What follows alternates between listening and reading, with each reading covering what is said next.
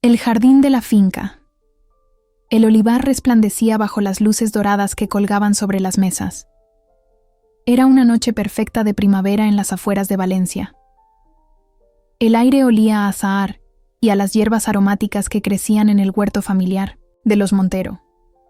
Todos a mi alrededor parecían sumergidos en la alegría de mi compromiso con Alejandro. Se suponía que debía ser el día más feliz de mi vida. Familia, amigos, risas. E intentaba concentrarme en lo bueno, aunque sentía una persistente sensación de inquietud que no me abandonaba desde que anunciamos nuestro compromiso hace 3 meses. Mi futura suegra, Dolores, nunca había mostrado calidez hacia mí. Sus sonrisas eran finas. Sus cumplidos siempre tenían un filo cortante. «¡Qué vestido tan moderno, Lucía!», había dicho al verme llegar, con ese tono que insinuaba que mi elección era inapropiada para la ocasión. O cuando le mostré el anillo, de compromiso. Es peculiar. No es lo que esperaba para mi hijo, pero si a él le gusta... Le había prometido a Alejandro que seguiría intentándolo por él. Al fin y al cabo, era su madre. La mujer que lo había criado solo después de que su padre muriera cuando él tenía apenas 12 años. Mientras la velada avanzaba, seguía captando a Dolores observándome desde el otro lado de la multitud. Su mirada no era hostil, pero tampoco maternal. Era calculadora, medida, como si estuviera esperando algo. Me mantuve cerca de Alejandro, mezclándome con los invitados, pero la tensión no me abandonaba. Tía Carmen, la hermana de mi padre, me apretó el brazo cuando pasé junto a ella. «No dejes que te intimide, cariño», susurró. «Las suegras son así. La mía me hizo la vida imposible durante 5 años, antes de que finalmente me aceptara». Leta sonreí agradecida, pero sus palabras no aliviaron mi ansiedad. Había algo en Dolores que iba más allá de la típica tensión suegra-nuera. Algo en la forma en que sus ojos se entrecerraban cuando me miraba, en cómo se tensaba su cuerpo cuando Alejandro y yo nos tocábamos. La fiesta estaba en su punto álgido cuando noté que Dolores se dirigía hacia la casa. La vi desaparecer por la puerta de la cocina y, 10 minutos después, emerger con una botella de cava y varias copas en una bandeja. No servía a los invitados. Ese era el trabajo de los camareros que habíamos contratado. Sin embargo, allí estaba ella, sirviendo personalmente. Cuando finalmente se acercó con 2 copas de cava en las manos, sentí que mi estómago se tensaba. Llevaba un vestido negro que le daba un aire de elegancia severa, y su pelo canoso recogido en un moño, impecable, reforzaba su imagen de matriarca. Me ofreció una copa con una sonrisa peculiar, tensa, casi teatral, y sus ojos se clavaron en los míos de una manera que hizo que mi piel se erizara. «Por mi hijo y su elección», dijo, alzando ligeramente su copa. Acerqué la copa a mi nariz antes de beber y me detuve inmediatamente. El olor no era correcto. No era agrio como el cava estropeado. Era peor. Era un olor penetrante, químico. En esa fracción de segundo, el instinto se apoderó de mí. Reí, fingiendo querer ser juguetona, y cambié mi copa con la de mi futura cuñada, Sofía, que estaba cerca. Sofía se rió y bebió un generoso sorbo sin dudarlo. «Siempre tan espontánea», comentó Dolores con una sonrisa tensa. «Es parte de mi encanto», respondí, intentando que mi voz sonara natural mientras observaba a Sofía beber de la copa que había estado destinada a mí. Alejandro se acercó y rodeó mi cintura con su brazo. «¿De qué habláis?» «De nada importante», respondió Dolores rápidamente. «Solo brindábamos por vuestro futuro». Los minutos siguientes pasaron con normalidad. Los camareros servían la cena, los invitados charlaban animadamente, y la tía, Pilar, conocida por su afición al vino, empezaba a cantar coplas a pesar de los intentos de su marido por callarla. Vi a mi padre hablando con el tío de Alejandro sobre política, gesticulando apasionadamente como siempre hacía. Mi madre estaba con sus amigas, probablemente compartiendo recetas o hablando de sus nietos. Me senté junto a Alejandro en la mesa principal. El cielo se había oscurecido por completo, y las estrellas brillaban intensamente sobre nosotros. Las luces del jardín creaban un ambiente mágico, casi irreal. Por un momento, casi olvidé mi inquietud, perdida en la belleza de la noche y en la felicidad que sentía cuando miraba a Alejandro. «Te quiero», me susurró al oído mientras los camareros servían el postre, un tradicional flan de naranja que había insistido en incluir como homenaje a la región. «Y yo a ti», respondí, apretando su mano bajo la mesa. Pero mi tranquilidad duró poco. Vi a Sofía levantarse de su mesa, tambaleándose ligeramente. Parecía confundida, desorientada. Nadie más parecía notarlo. Estaban demasiado absortos en sus conversaciones. La observé mientras se dirigía hacia los baños, su caminar cada vez más inestable. Sentí un escalofrío recorrer mi espalda. Algo no estaba bien. Me disculpé con Alejandro y seguí a Sofía. La encontré apoyada contra la pared del pasillo que conducía a los baños, respirando con dificultad. «¿Estás bien?», pregunté, aunque era evidente que no lo estaba. «Me siento extraña», murmuró. «Como si hubiera bebido demasiado, pero solo he tomado una copa, la copa que debería haber sido mía». El pensamiento me golpeó con fuerza, haciendo que mi corazón se acelerara. No quería creerlo, no quería siquiera considerar lo que eso significaba.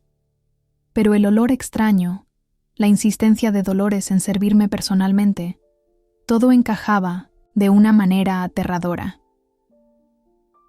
«Vamos, te llevaré a que te sientes», dije, pasando su brazo sobre mis hombros para sostenerla.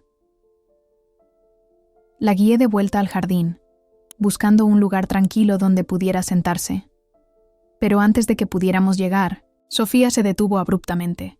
Su cuerpo se tensó y sus ojos se pusieron en blanco. Un segundo después, se desplomó en mis brazos, inconsciente. El grito que salió de mi garganta cortó la música y las conversaciones como un cuchillo. Alejandro fue el primero en llegar a nosotras, seguido rápidamente por varios invitados. Entre todos, tendimos a Sofía en el suelo mientras alguien llamaba a una ambulancia. «¿Qué ha pasado?», preguntó Alejandro, su voz temblorosa de preocupación. No respondí. No podía. Mis ojos buscaron instintivamente a Dolores entre la multitud. Estaba allí, de pie, inmóvil. Su rostro había perdido todo color, y sus manos temblaban visiblemente.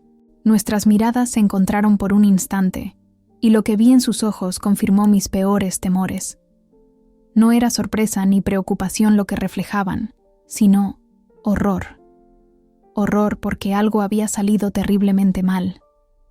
La copa, el cambio, el olor químico. Todo daba vueltas en mi mente mientras sostenía la mano inerte de Sofía, esperando que los paramédicos llegaran a tiempo. Pasaron unos 40 minutos antes de que ocurriera lo peor. Tiempo suficiente para que todos olvidaran el momento del brindis. Empezaba a relajarme, casi creyendo que había imaginado el olor, la mirada que Dolores me había dado. Estaba sumergida en una conversación con Alejandro y su primo Miguel, quien nos contaba sobre su reciente viaje a Granada, cuando escuché el estruendo de un cristal rompiéndose y un grito que heló la sangre en mis venas. Me giré justo a tiempo para ver a Sofía caer al suelo, su cuerpo convulsionando brevemente antes de quedarse inmóvil. El vestido azul celeste que llevaba se extendió como un abanico sobre las baldosas de terracota, y los fragmentos de la copa que había sostenido brillaban a su alrededor como pequeñas estrellas rotas. El caos que siguió fue inmediato. Los invitados gritaban, algunos corrieron hacia Sofía, otros buscaban ayuda. Vi a mi padre, médico jubilado, abrirse paso entre la multitud para llegar hasta ella. Me quedé paralizada mientras Alejandro se arrodillaba junto a su hermana, llamándola por su nombre con una voz que nunca le había escuchado antes, una voz rota por el miedo.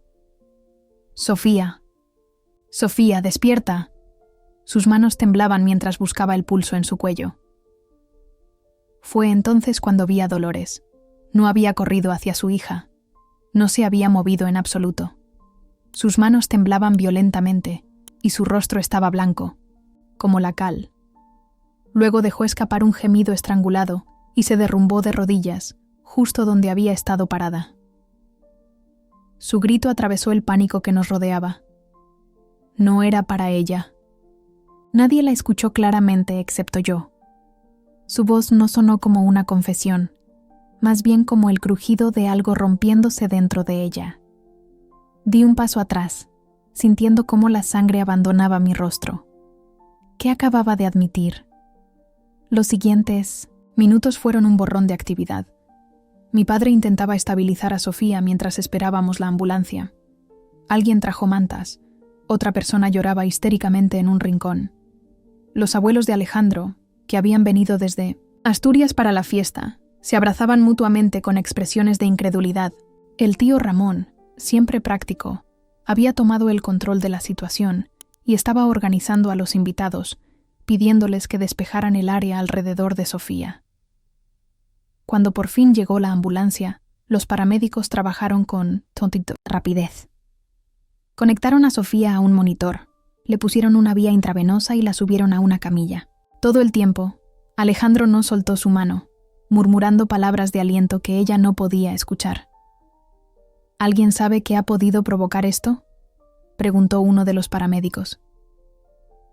Mi mirada se dirigió involuntariamente hacia Dolores, que permanecía sentada en una silla, atendida por mi madre. Parecía haber envejecido 10 años en cuestión de minutos.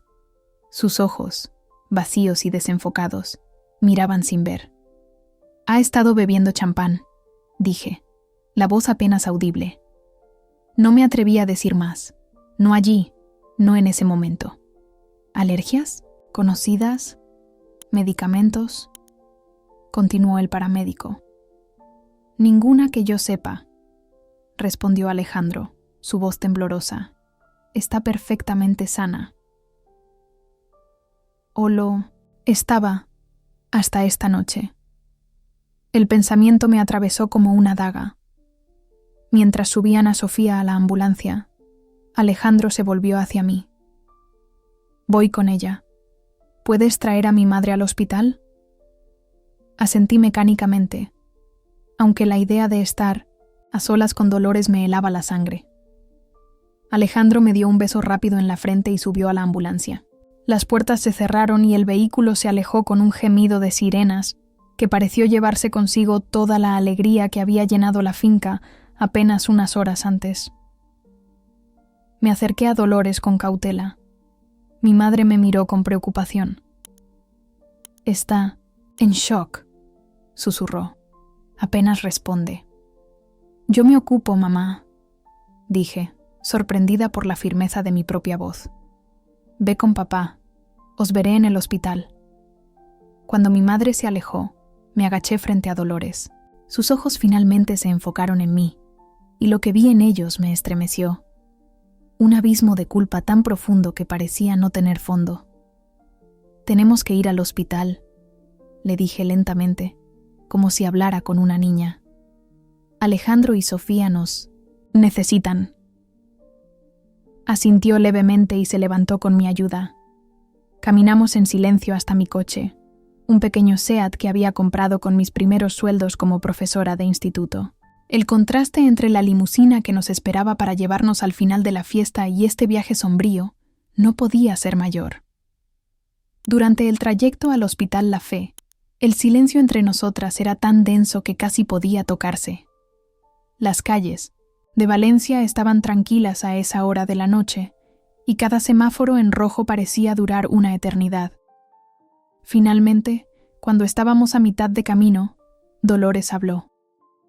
Siempre has sido mi niña, murmuró, tan bajo que apenas la escuché. Mi pequeña Sofía.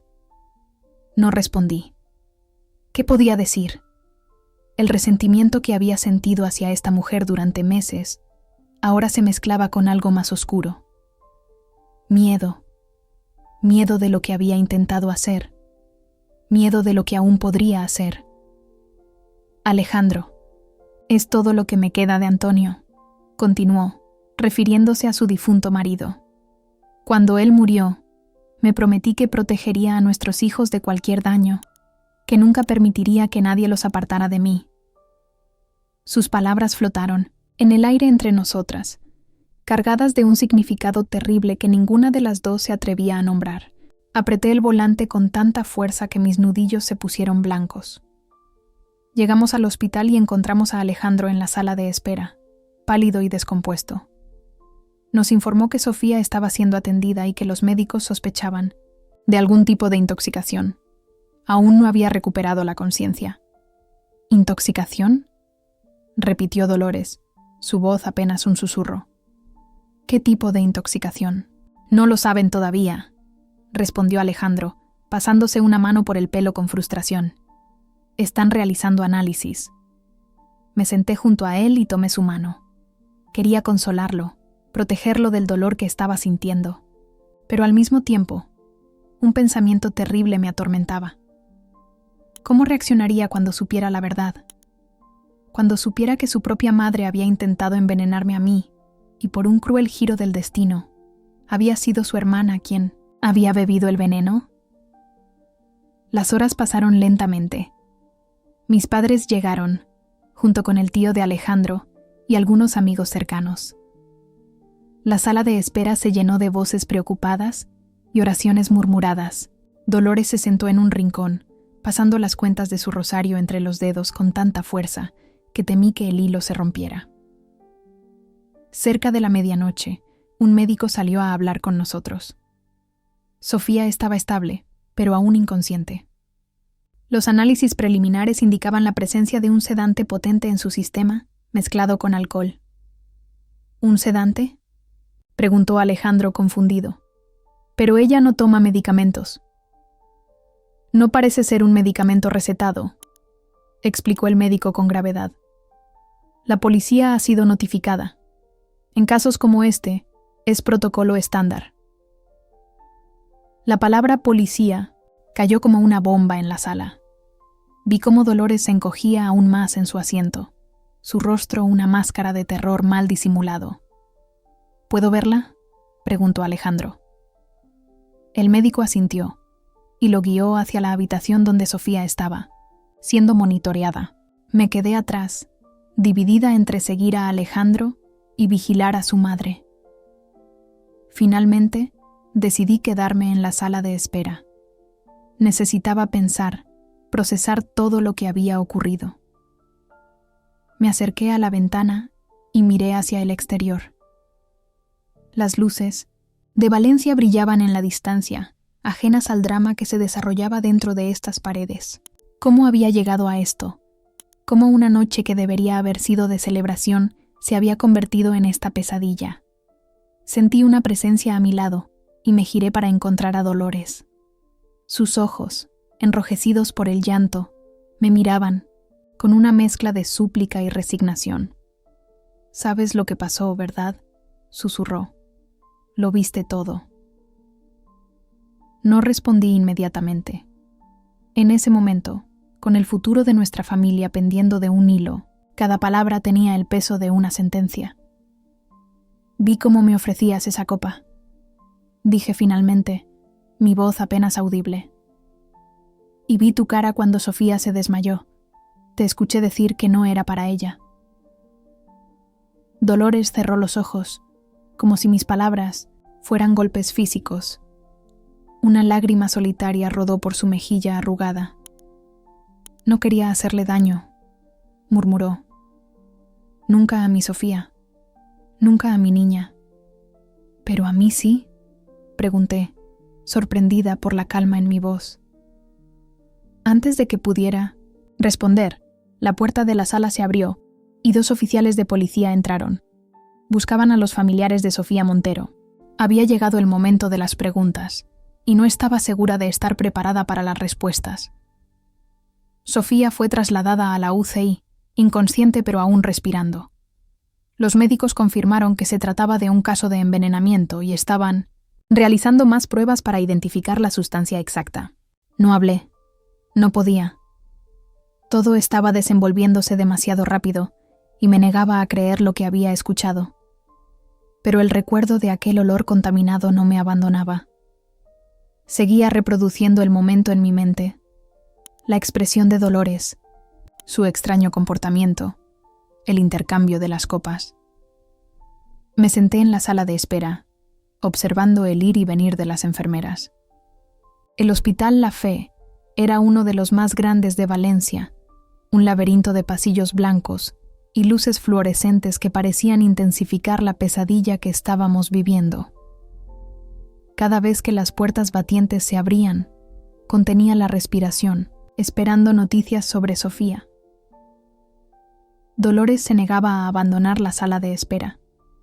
Se había instalado en una esquina, murmurando oraciones y aferrándose a su rosario con tanta fuerza que sus nudillos estaban blancos. El crucifijo de plata que colgaba del extremo brillaba bajo las luces del hospital cada vez que movía sus manos temblorosas. Era el mismo rosario que había pertenecido a su madre, me había contado Alejandro una vez. Lo llevaba a todas partes, como un talismán.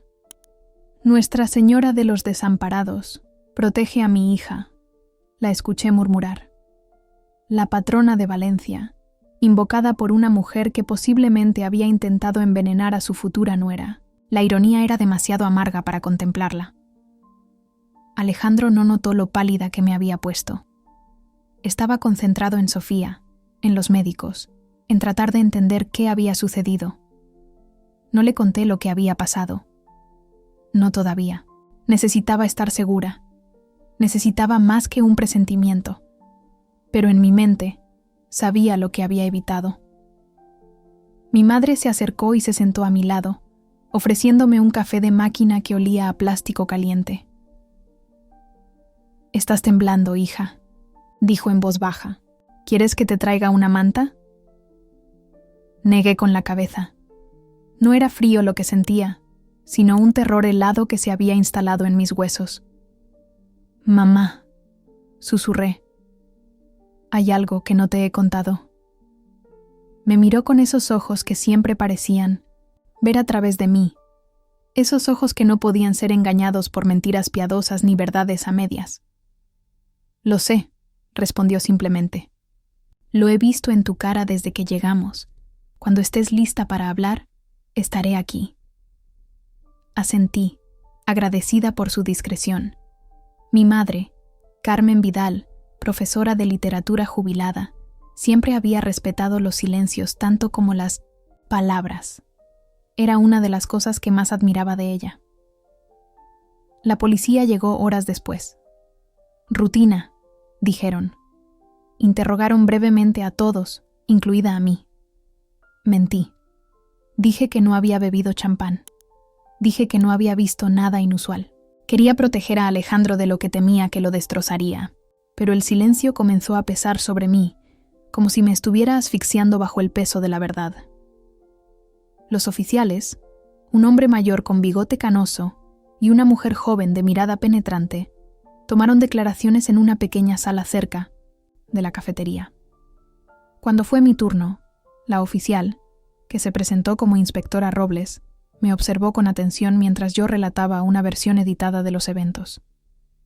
¿Notó algo inusual antes de que la señorita Montero se desplomara?, preguntó, su bolígrafo suspendido sobre el cuaderno.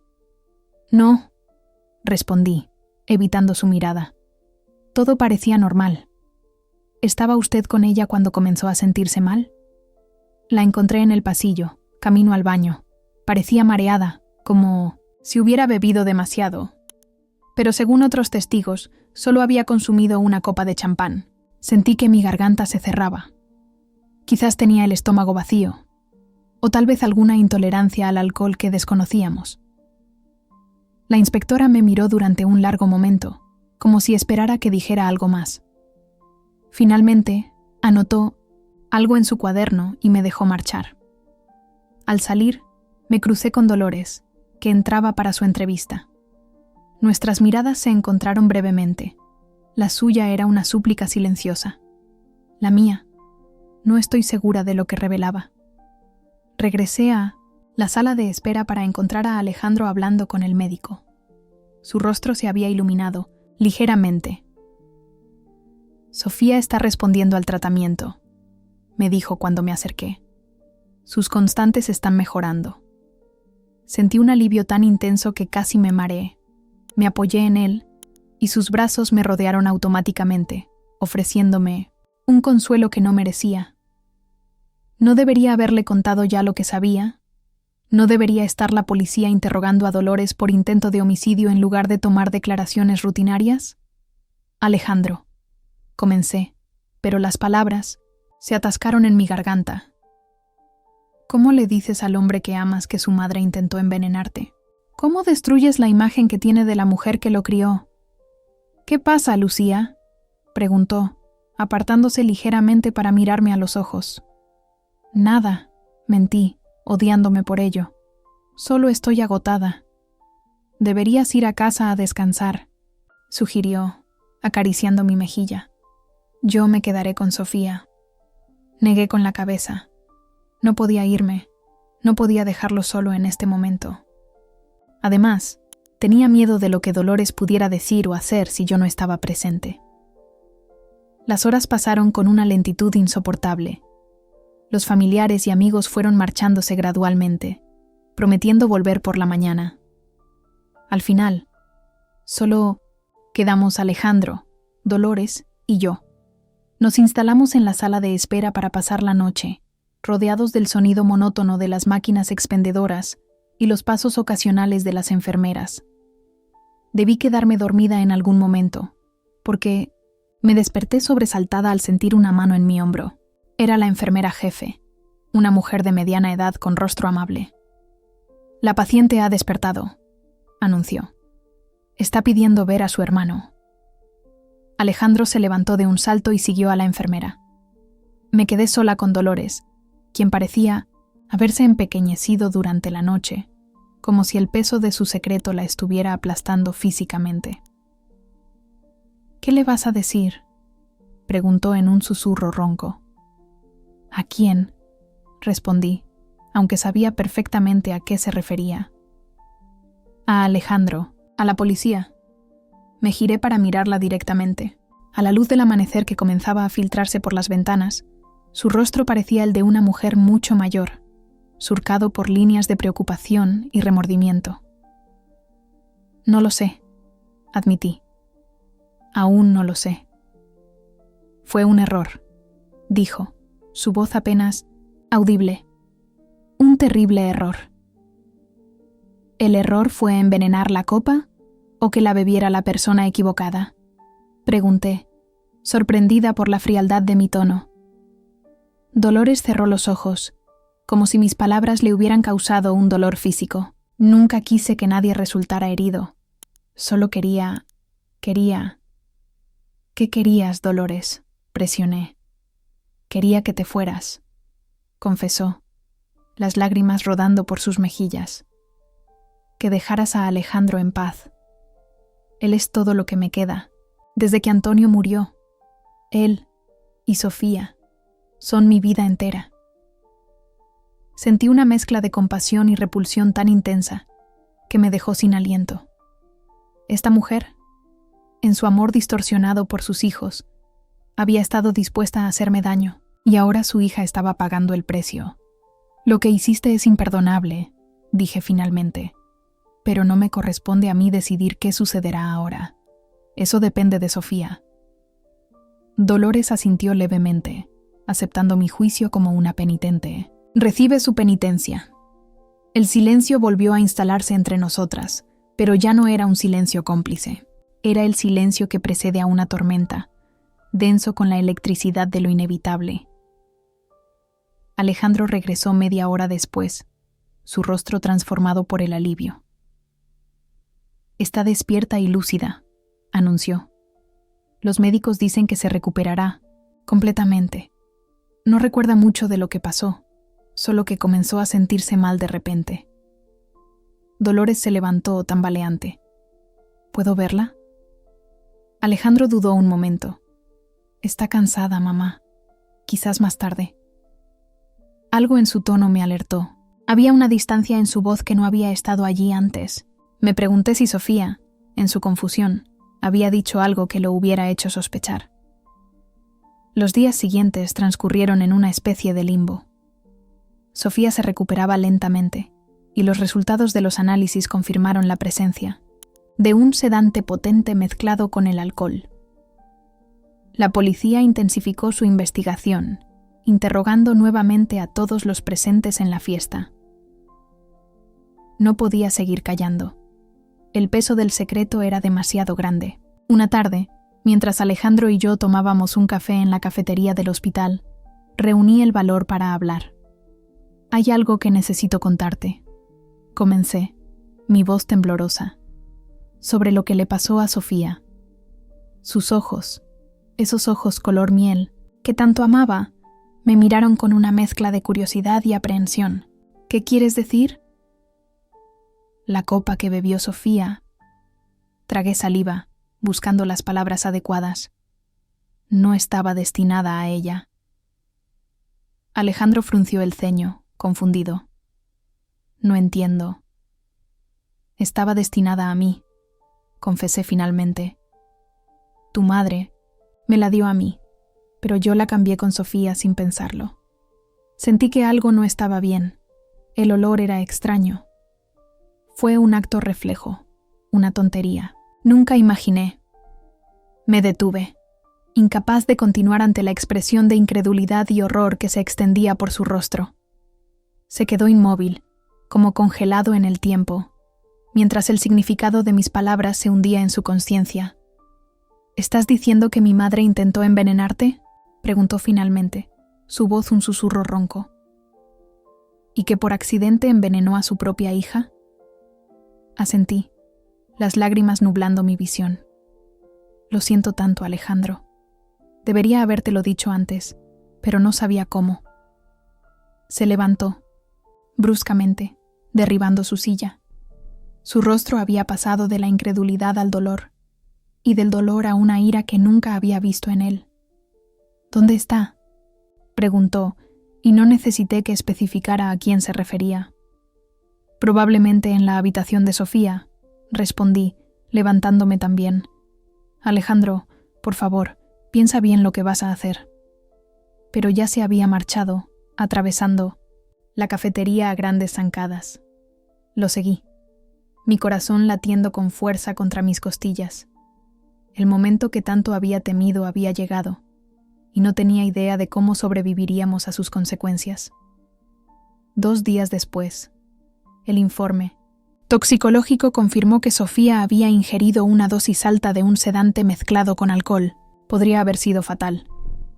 La noticia golpeó duramente a la familia.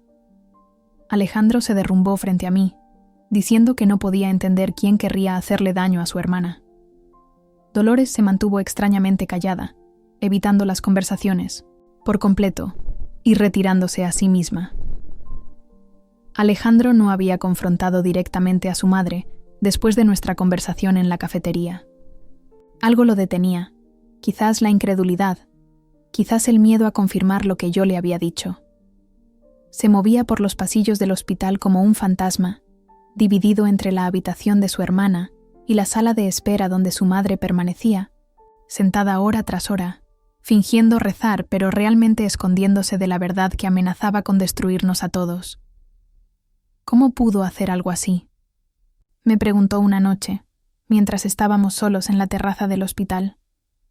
El aire olía a desinfectante y a la paella que servían en la cafetería, una versión pálida del plato que tanto amábamos. «Si lo que dices es cierto, ¿cómo pudo intentar hacerte daño?». «No lo sé», respondí sinceramente. «Pero necesitamos pruebas, Alejandro. No solo mi palabra contra la suya». Asintió lentamente, pasándose una mano por el pelo con frustración. «La policía sigue investigando. Han estado hablando con todos los invitados, revisando las cámaras de seguridad de la finca. Tarde o temprano encontrarán algo. Pero yo no estaba dispuesta a esperar. Esa misma tarde, después de dejar a Alejandro con Sofía, regresé a la finca El Olivar. La propiedad estaba desierta ahora, las mesas y sillas de la fiesta recogidas, las luces apagadas. Solo quedaban algunos rastros de lo que debería haber sido una celebración: cintas decorativas olvidadas, pétalos marchitos en el suelo del jardín. Me dirigí directamente a la cocina, donde recordaba haber visto a Dolores desaparecer antes de regresar con la botella de cava. La estancia estaba impecable, todo guardado y limpio por el personal que habíamos contratado. Abrí los armarios uno por uno, buscando algo, cualquier cosa que pudiera conectar a Dolores con lo sucedido. Finalmente, revisé los cubos de basura que aún no habían sido vaciados. Estaban en el garaje, grandes contenedores industriales donde se había desechado todo lo que quedó de la fiesta. Rebusqué entre bolsas y más bolsas, ignorando el olor y la suciedad, movida por una determinación que me sorprendió a mí misma. Y entonces, milagrosamente, la encontré. La botella de cava de la que Dolores había servido estaba allí, escondida en el fondo, meticulosamente envuelta en varias capas de papel de cocina. La saqué con cuidado, usando un pañuelo para no contaminarla con mis huellas. La etiqueta había sido parcialmente raspada, como si alguien hubiera intentado eliminar el nombre de la marca o alguna otra información. No sabía qué hacer con mi hallazgo. Llevarlo directamente a la policía significaría admitir que había mentido en mi declaración inicial. Significaría confirmar mis sospechas sobre Dolores, sin darle a Alejandro la oportunidad de procesar lo que esto significaría para su familia. Decidí hacer una parada en la farmacia de mi tío Javier, en el barrio del Carmen. Mi tío era un hombre discreto y sabio, con décadas de experiencia como farmacéutico. «Necesito tu ayuda», le dije después de cerciorarme de que estábamos solos en la rebotica. «Pero tiene que quedar entre nosotros». Mi tío me miró por encima de sus gafas de lectura, su expresión seria. «Sabes que puedes confiar en mí, Lucía. ¿Qué ocurre?» Le mostré la botella, sin tocarla directamente. «Necesito saber si se puede detectar si hay algo añadido a este cava, algo que no debería estar ahí. ¿Esto tiene que ver con lo que le pasó a la hermana de Alejandro?», preguntó, tomando la botella con cuidado y examinándola. Asentí, incapaz de mentirle. «Creo que alguien intentó hacerme daño a mí, pero Sofía bebió de esta botella por error».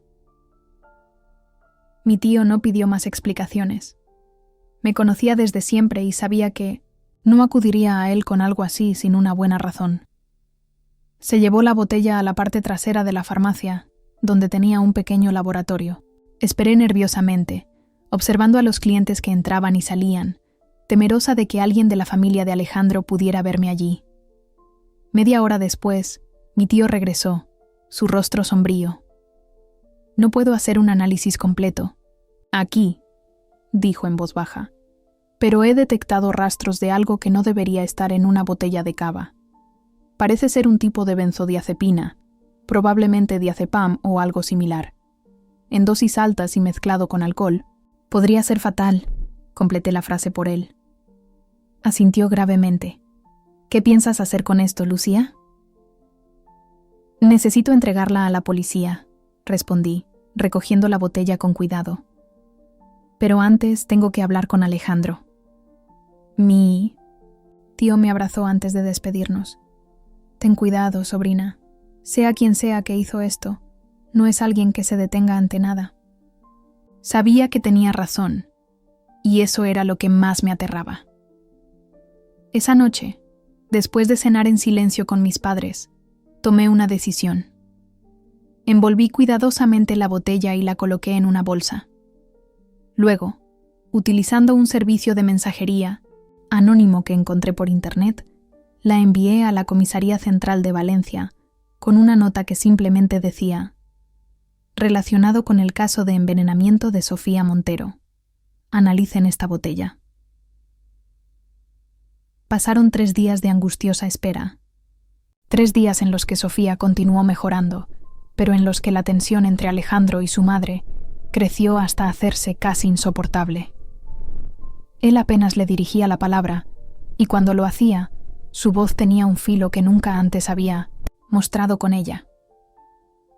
Finalmente, recibimos la llamada.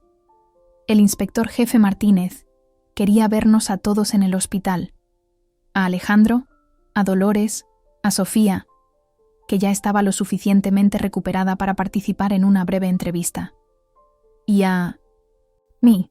Nos reunimos en una pequeña sala de conferencias que el hospital había facilitado para la ocasión.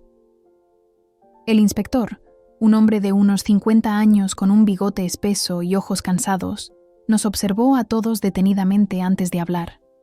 Hemos recibido nueva evidencia relacionada con el incidente, comenzó, su voz profesional y neutra. Una botella de cava que, según nuestros análisis, contenía una cantidad significativa de diazepam, el mismo sedante encontrado en el sistema de la señorita Montero. Vi cómo Dolores se tensaba visiblemente en su silla. Sus manos, que descansaban sobre su regazo, comenzaron a temblar. La botella, continuó el inspector, tenía huellas parciales que hemos podido identificar. También hemos revisado las grabaciones de seguridad de la finca El Olivar, proporcionadas por el sistema que se instaló para la fiesta. Alejandro parecía aturdido. ¿Qué grabaciones? No recuerdo haber contratado seguridad con cámaras. Fue idea de su tío Ramón, expliqué, recordando cómo el hermano de Antonio había insistido en instalar cámaras discretas para proteger los regalos y evitar intrusos. Dijo que con tantos invitados era mejor prevenir. El inspector asintió. Efectivamente. Y esas grabaciones muestran claramente a alguien manipulando una botella en la cocina durante la fiesta, añadiendo algo al contenido antes de servirlo. Todos los ojos se volvieron hacia Dolores, cuyo rostro había perdido todo. Color. Parecía a punto de desmayarse. La persona en la grabación, continuó el inspector, mirando directamente a Dolores, es usted, señora Montero. Un silencio sepulcral cayó sobre la sala. Podía escuchar el pitido regular de las máquinas, en el pasillo, el murmullo lejano de voces, el zumbido del aire acondicionado. Pero dentro de nuestra pequeña burbuja, el tiempo parecía haberse detenido. Sofía, que había permanecido callada hasta entonces, fue la primera en romper el silencio. ¿Mamá? Su voz era apenas un susurro, cargado de incredulidad y dolor. ¿Tú me hiciste esto? Dolores levantó la mirada, sus ojos anegados en lágrimas. No, mi niña, no. Nunca a ti. Nunca quise hacerte daño a ti. ¿Entonces a quién? Preguntó Alejandro, aunque por su tono era evidente que ya conocía la respuesta. La copa no era para Sofía, dijo el inspector, confirmando lo que todos ya sabíamos. Según varios testigos, hubo un intercambio de copas justo antes de que la señorita Sofía bebiera. La copa estaba originalmente destinada a otra persona. Sus ojos se posaron en mí, y sentí un escalofrío recorrer mi espalda, no por miedo a lo que Dolores había intentado hacerme, sino por el dolor que veía en los ojos de Alejandro. Lo siento, murmuró Dolores, su voz quebrada. Lo siento tanto. Pero sus disculpas llegaban demasiado tarde. El daño estaba hecho, la verdad expuesta en 1900, toda su fealdad. La etiqueta de la botella había sido manipulada. Las pruebas eran concluyentes. Dolores Montero había intentado drogarme, y por un giro del destino, había sido su propia hija quien sufrió las consecuencias de su acto. Inspector pidió a Dolores que lo acompañara a la comisaría para una declaración formal. No opuso resistencia. Se levantó lentamente, como una anciana mucho mayor de lo que realmente era, y siguió al oficial sin mirar atrás. Cuando la puerta se cerró tras ellos, Alejandro se derrumbó sobre una silla, con la cabeza entre las manos. Sofía lloraba silenciosamente desde su silla de ruedas. Me acerqué a ellos, sin saber qué decir. ¿Cómo consolar un dolor que yo misma había contribuido a causar con mi silencio inicial? ¿Por qué no me lo dijiste antes?, preguntó Alejandro finalmente, su voz apagada. Tenía miedo, confesé. Miedo de destrozar tu familia. Miedo de que no me creyeras. Necesitaba estar segura. Asintió lentamente, no del todo convencido, pero demasiado agotado para discutir. La verdad había emergido finalmente, cruda y dolorosa, pero al menos ya no vivíamos en la sombra de las sospechas y el silencio. La confrontación sucedió en silencio al principio, sin gritos, sin acusaciones, solo Dolores en una silla, Alejandro, de pie frente a ella, y yo junto a la puerta. Sofía estaba estable ahora, despierta y aturdida, pero incapaz de recordar nada después del brindis. Nos encontrábamos en una pequeña sala del Hospital La Fe, que normalmente se usaba para dar malas noticias a los familiares. Las paredes de un verde pálido y los sillones gastados habían presenciado incontables tragedias y ahora serían testigos de la nuestra. Habían pasado 2 días desde que la policía se llevó a Dolores para tomarle declaración. La habían dejado en libertad con cargos, pendiente de juicio, principalmente debido a su edad y a la falta de antecedentes. Alejandro había insistido en este encuentro. Necesitaba escuchar de los propios labios de su madre por qué había hecho algo tan terrible. ¿Era para Lucía?, preguntó finalmente, su voz ronca por las noches sin dormir y las lágrimas contenidas. Dolores no respondió. Mantenía la mirada fija en sus manos, que descansaban sobre su regazo. Llevaba el mismo vestido negro que había usado en la fiesta, como si el tiempo se hubiera detenido para ella en ese momento. Alejandro preguntó de nuevo, esta vez con más firmeza. ¿Estaba destinado a mi prometida? Ella me miró y vi en sus ojos arrepentimiento, miedo y algo más oscuro. Una sombra de la determinación que la había llevado a actuar aquella noche. Pensé que no era adecuada para esta familia, dijo finalmente, su voz ronca. Pensé que lo cambiaría todo, que te alejaría de nosotros, de mí. Las palabras se hundieron como piedras en un estanque, extendiendo ondas de horror. Alejandro se apartó, temblando. Yo no podía moverme. Sentía como si el aire hubiera abandonado la habitación. Había temido resentimiento, pero esto era algo completamente distinto. Esto era traición disfrazada de amor. Yo no quería matarla, continuó Dolores, su voz apenas audible. Solo asustarla, hacerla parecer débil, hacerla parecer inestable. No te habrías casado con ella si se hubiera derrumbado delante de todos. Alejandro se pasó una mano por el rostro, como si quisiera borrar lo que acababa de escuchar. ¿Cómo pudiste? ¿Cómo pudiste hacerle eso a la mujer que amo? ¿A cualquier persona? Dolores levantó la mirada, sus ojos suplicantes. Tú no entiendes lo que es perder a alguien, Alejandro. Cuando tu padre murió, juré que nunca volvería a perder a nadie que amara. Tú y Sofía sois todo lo que me queda. Así que decidiste envenenar a Lucía, dijo Alejandro, su voz cargada de incredulidad, para mantenerme a tu lado. No era veneno, protestó débilmente Dolores. Solo un sedante, el mismo que tomo yo para dormir, pero en mayor cantidad. Mezclado con el alcohol, la habría hecho parecer inestable, histérica. Nadie habría sospechado nada. Sentí un escalofrío recorrer mi espalda. La premeditación, la frialdad del plan, me aterrorizaban más que si hubiera sido un arrebato de locura. ¿Desde cuándo lo planeabas?, pregunté, encontrando mi voz por primera vez desde que comenzó la conversación. Dolores me miró, y por un momento vi en sus ojos algo parecido al respeto. Desde que Alejandro me dijo que iba a pedirte matrimonio, supe entonces que tenía que hacer algo.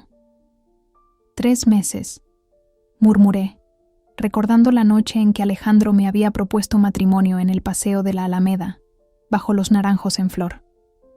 Has estado planeando esto durante 3 meses. Al principio solo era una idea, explicó Dolores, como si estuviera hablando del menú para una cena. Pero cuando anunciasteis la fecha de la boda, supe que tenía que actuar. Iba a perderte, Alejandro. Iba a quedarme sola. Nunca ibas a perderme, exclamó Alejandro, golpeando la pared con el puño. Eres mi madre. ¿Cómo pudiste pensar que te abandonaría? Tu padre también dijo que nunca me dejaría, respondió Dolores, su voz repentinamente dura, y luego murió. Me dejó sola con 2 niños pequeños y un negocio que apenas entendía. El dolor en su voz era palpable, tan crudo que casi podía tocarse. Por primera vez, vi a Dolores no como la mujer calculadora que había intentado envenenarme, sino como alguien roto por el dolor y el miedo a la soledad. «Papá no eligió morir, mamá», intervino Sofía desde la puerta. No habíamos oído abrirse la puerta. Estaba allí de pie, pálida pero decidida, apoyada en una enfermera. Tuvo un infarto. No fue una elección, como lo que tú hiciste. Dolores se volvió hacia su hija, los ojos desorbitados. «Sofía, mi niña, tú no deberías estar aquí. Necesitas descansar». «Necesito entender», respondió Sofía, entrando en la habitación con pasos inseguros. La enfermera la ayudó a sentarse en una silla cercana. «Necesito entender por qué mi madre intentó envenenar a la novia de mi hermano y acabó envenenándome. A mí. Fue un accidente», gimió Dolores. «Nunca quise hacerte daño a ti. Eres mi vida, mi pequeña». «¿Y yo no?», preguntó Alejandro amargamente. «¿Acaso pensaste en el daño que me harías si algo le pasaba a Lucía? ¿O creíste que simplemente volvería a tus brazos como un niño, olvidando a la mujer que amo?» Dolores no respondió. Parecía haberse encogido aún más en su silla, aplastada por el peso de sus acciones y sus consecuencias. «Siempre has sido así», continuó Sofía, su voz cargada de una comprensión dolorosa. «Controladora, posesiva, pero nunca pensé que llegarías a esto». «No lo entendéis», murmuró Dolores. «Ninguno de vosotros lo entiende. Cuando amas tanto a alguien, harías cualquier cosa para protegerlo, incluso de sí mismo». «Esto no es protección, mamá», dijo Alejandro, arrodillándose frente a ella para mirarla a los ojos. «Es obsesión. Es un amor enfermizo que casi mata a tu propia hija». Las palabras parecieron penetrar finalmente la coraza de Dolores. Las lágrimas comenzaron a rodar por sus mejillas, lentamente al principio, luego en torrentes incontrolables. Sus hombros se sacudieron con sollozos silenciosos. «Lo siento», repetía una y otra vez. «Lo siento tanto». Me acerqué a Alejandro y puse una mano sobre su hombro. Él la cubrió con la suya, buscando fuerza en mi contacto. «¿Qué vamos a hacer ahora?», preguntó Sofía, mirándonos a todos. «La policía tiene las pruebas», respondí. «Habrá un juicio». «¿Vais a testificar contra mí?», preguntó Dolores, levantando la mirada a través de sus lágrimas. Alejandro y Sofía intercambiaron una mirada cargada de significado. Eran hermanos, unidos por la sangre y por un amor compartido por esta mujer que, a pesar de todo, seguía siendo su madre. «No sabemos qué vamos a hacer», respondió finalmente Alejandro. «Pero lo que hiciste tiene consecuencias, mamá. No puedes simplemente pedir perdón y esperar que todo vuelva a la normalidad». «No espero eso», dijo Dolores suavemente. «Sé que he roto algo que quizás nunca pueda repararse, pero necesito que sepáis que os quiero, a los dos, más que a nada en el mundo». «A veces el amor no es suficiente», dijo Sofía, con una sabiduría que me sorprendió. «A veces, el amor puede ser la cosa más destructiva del mundo si no va acompañado de respeto y libertad». Un silencio reflexivo siguió a sus palabras. La enfermera, que había permanecido discretamente junto a la puerta, nos informó que el tiempo de visita estaba terminando. Sofía necesitaba volver a su habitación para descansar.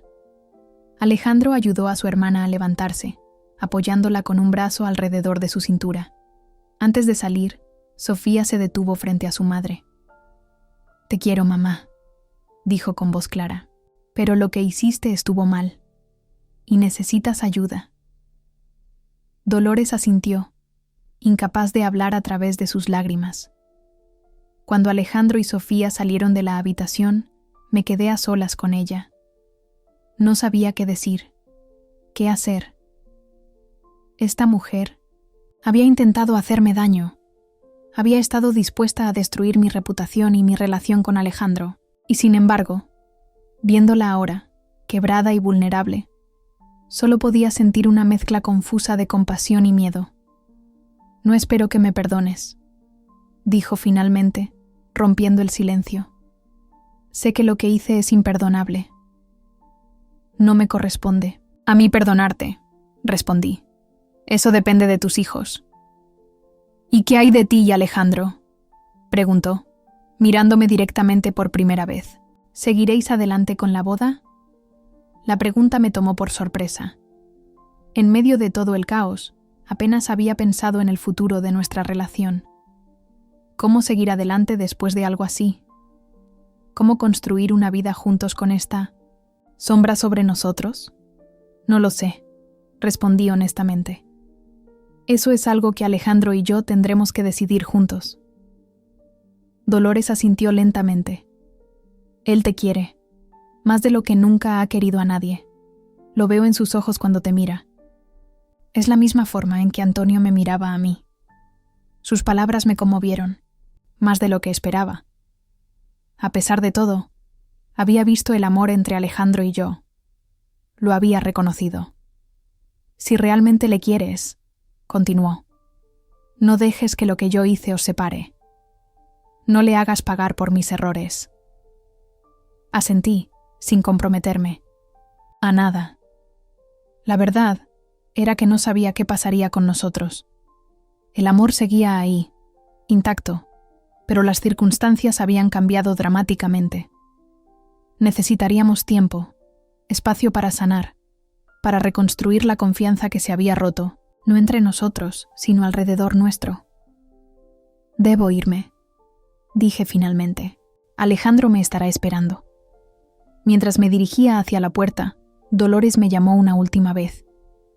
«Lucía», dijo, su voz apenas un susurro. «Cuida de ellos, por favor». Me volví para mirarla una última vez. La mujer que había sido, una presencia intimidante en mi vida durante meses, ahora parecía pequeña y frágil, consumida por la culpa y el remordimiento. «Lo haré», prometí, «siempre». Salí de la habitación con el corazón pesado, pero con una claridad renovada. Lo que Dolores había hecho era inexcusable, pero también era el producto de un miedo y un dolor profundamente arraigados. No justificaba sus acciones, pero me ayudaba a entenderlas. Y quizás, con el tiempo, ese entendimiento podría ser el primer paso hacia algún tipo de sanación para todos nosotros. Dolores fue arrestada a la mañana siguiente. Los cargos eran graves: intento de envenenamiento, daño premeditado. La boda se pospuso indefinidamente. Alejandro no podía mirarme a los ojos durante días, no por culpa, sino por dolor. Su familia se había roto desde dentro, y nada de lo que dijéramos podía volver a unirla. El día que llevaron a Dolores a los juzgados de Valencia fue uno de los más difíciles. El edificio de cristal y acero, tan moderno y frío, parecía el escenario perfecto para el drama que estábamos viviendo. Los periodistas locales se habían enterado de la historia. Suegra envenena a su propia hija por error, y nos esperaban en la entrada. Alejandro, Sofía y yo entramos rápidamente, escoltados por el abogado que habíamos contratado, un hombre serio llamado Gabriel Mercader, que se especializaba en derecho penal. El juez determinará hoy si procede el ingreso en 1900 prisión preventiva o si puede esperar el juicio en libertad con medidas cautelares, nos explicó mientras esperábamos en un pasillo. Dada su edad y la ausencia de antecedentes, es probable que opten por lo segundo. Sofía asintió, su rostro pálido pero compuesto. Se había recuperado físicamente, pero las secuelas emocionales eran evidentes en sus ojos, que habían perdido parte de su brillo habitual. Vestía un traje azul marino sobrio, su pelo recogido en un moño simple. Parecía mayor, como si los eventos de las últimas semanas la hubieran envejecido. ¿Tendremos que testificar?, preguntó, su voz apenas un susurro. Eventualmente, sí, respondió el abogado. Pero hoy es solo una audiencia preliminar. Alejandro permanecía en silencio, su mano aferrando la mía con fuerza. Desde nuestra conversación con Dolores, había estado alternando entre períodos de rabia intensa y una tristeza profunda que me rompía el corazón. Por las noches, le oía llorar cuando creía que yo estaba dormida. Cuando finalmente entramos a la sala, Dolores ya estaba allí, sentada, junto a su abogada, una mujer de mediana edad con gafas de montura gruesa. Al vernos, intentó sonreír, pero el gesto murió en sus labios cuando notó la expresión distante de sus hijos. La audiencia fue breve y técnica. El juez, un hombre calvo con ojos penetrantes, escuchó los argumentos de ambas partes y decidió que Dolores podría esperar el juicio en libertad, pero con restricciones. No podía abandonar Valencia, debía presentarse semanalmente en el juzgado y tenía prohibido acercarse a mí a menos de 500 metros. Al salir, nos encontramos con ella en el pasillo. Hubo un momento de tensión insoportable mientras nos mirábamos unos a otros, sin saber qué decir. «Voy a buscar ayuda», dijo finalmente Dolores, rompiendo el silencio. «Mi abogada me ha recomendado un psiquiatra. Quiero entender por qué hice lo que hice». Alejandro asintió levemente, el primer reconocimiento que le había dado desde que descubrimos la verdad. «Es un buen primer paso, mamá». «¿Dónde te quedarás?», preguntó Sofía, su tono neutral pero no hostil. «Con la tía, Mercedes», respondió Dolores, refiriéndose a su hermana mayor, que vivía en las afueras de Valencia. «Me ha ofrecido su casa hasta que todo esto termine». Nos despedimos con un incómodo silencio, cada uno llevándose consigo el peso de lo no dicho, de las heridas que aún estaban demasiado frescas para ser atendidas. Las semanas siguientes fueron un ejercicio de paciencia y reconstrucción. Sofía regresó a su apartamento en el centro, donde su novio Pablo la cuidaba con una devoción que me conmovía. Alejandro y yo nos sumergimos en nuestro trabajo, él en el bufete de abogados donde era socio junior, yo en el instituto donde enseñaba literatura, intentando encontrar algo de normalidad en medio del caos. Por las noches, hablábamos. Largas conversaciones que se extendían hasta el amanecer, desentrañando nuestros sentimientos, nuestros miedos, nuestras esperanzas. Fue durante T-106 una de estas conversaciones, un mes después del incidente, cuando finalmente abordamos el tema de nuestra boda. «No quiero posponerla más», dijo Alejandro, sorprendiéndome. Estábamos en la terraza de nuestro pequeño piso en Ruzafa, compartiendo una botella de vino tinto y mirando las estrellas. «A menos que tú quieras esperar». «¿Estás seguro?», pregunté, estudiando su rostro en la penumbra. «Con todo lo que ha pasado». «Precisamente por eso», respondió, tomando mi mano. «Lo que mi madre hizo fue terrible, pero no define quiénes somos nosotros. No define nuestro amor, y no quiero darle ese poder». Sus palabras me emocionaron profundamente. A pesar de todo el dolor, de toda la traición, seguía siendo el hombre fuerte y compasivo del que me había enamorado. «¿Qué dirá la gente?», pregunté, pensando en los rumores que seguramente circulaban por Valencia. Alejandro se encogió, de hombros. «Que digan lo que quieran. Esto es entre tú y yo. Nadie más importa». Decidimos celebrar una ceremonia íntima, muy diferente de la gran boda que habíamos planeado originalmente. Solo nuestros familiares más cercanos y algunos amigos. El lugar sería la pequeña ermita de la Virgen de los Desamparados en el Linto Palmar, un pueblecito en la Albufera que ambos amábamos. Sin grandes banquetes ni orquestas, solo una comida sencilla en un restaurante local especializado en paellas. Cuando le contamos nuestros planes a Sofía, nos apoyó completamente. «Las vida es demasiado corta para esperar», dijo, abrazándonos a ambos. «Después de lo que pasó, lo entiendo mejor que nunca». La pregunta más difícil era qué hacer con Dolores. Legalmente, no podía acercarse a mí, pero excluirla completamente de la boda de su hijo parecía una crueldad innecesaria. «Hablaré con ella», dijo Alejandro una noche, después de mucho reflexionar. «Veré cómo está, si realmente está buscando ayuda, y luego decidiremos». El encuentro entre madre e hijo fue privado, y Alejandro regresó con los ojos enrojecidos pero con una nueva serenidad en su rostro. «Está mejor», me contó mientras cenábamos. «El tratamiento parece estar ayudándole.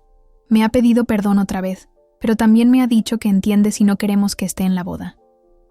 «¿Y qué piensas tú?», pregunté suavemente. Alejandro suspiró profundamente. «Una parte de mí quiere que esté allí. Es mi madre, a pesar de todo. Pero otra parte teme que su presencia traiga recuerdos dolorosos, que arruine un día que debería ser perfecto». «Nada es perfecto», respondí, pensando en todo lo que habíamos pasado. Y tal vez esa sea la lección en todo esto. El amor real no es perfecto. Es complicado, a veces doloroso, pero sigue siendo amor. Finalmente, llegamos a un compromiso. Dolores no asistiría a la ceremonia ni al banquete, pero Alejandro se reuniría con ella antes, vestido de novio, para compartir un momento privado. Una concesión al amor filial que, a pesar de todo, seguía existiendo. El día de nuestra boda amaneció despejado y luminoso, uno de esos días de primavera, valencianos que parecen sacados de un cuadro. El aire olía a azahar y a mar, una combinación que siempre me había parecido mágica.